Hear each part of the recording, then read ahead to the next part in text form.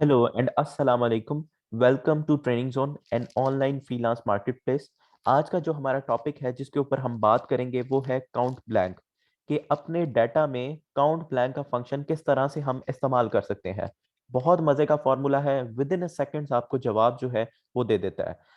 सबसे पहले ये हमारे पास एक डाटा है, इसमें से हमने आइडेंटिफाई करना है कि कितने कॉलम्स जो हैं वो ब्लैंक हैं जिनमें डाटा मौजूद नहीं है।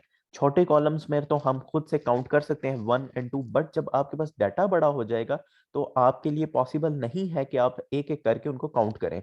हम इसमें यूज करते हैं काउंट ब्लैंक का function is equals to count blank. अब आगे हमें वो दे रहा है कि रेंज सिलेक्ट करें। अब हम कंप्लीट रेंज अपनी सेलेक्ट करेंगे जिसमें से हमने ये देखना है कि हमारा डाटा कहाँ पर ब्लैंक आ रहा है, कितने सेल्स हैं जो वो ब्लैंक आ रहे हैं। एंटर। अब हमारे पास दोस्तों सिर्फ और सिर्फ इस डाटा में दो ऐसे कॉलम हैं जो बिल्कुल ब्लैंक हैं। अब चलते हैं थोड़े से बड़े डाटा की तरफ और उसमें जाकर देखते हैं कि हम काउंट ब्लैंक का फंक्शन जो है वो कैसे इस्तेमाल कर सकते हैं। ये हमारे पास डाटा है जिसमें से हम सबसे पहले आइडेंटिफाई करते हैं कि इस पूरे डाटा में कितने कॉलम्स जो हैं वो ब्लैंक है। उसके लिए count blank and then we select the range. ले जी, 13 ऐसे कॉलम्स हैं जो ब्लैंक हैं। अब जैसे जैसे डाटा बड़ा होता जाएगा ये जो आपका फॉर्मूला है ये यूजफुल होता जाएगा।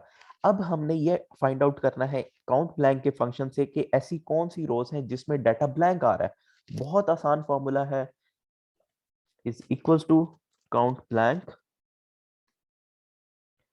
अब हमने डेट पूरी रो जो है वो सिलेक्ट कर ली, कंट्रोल डी।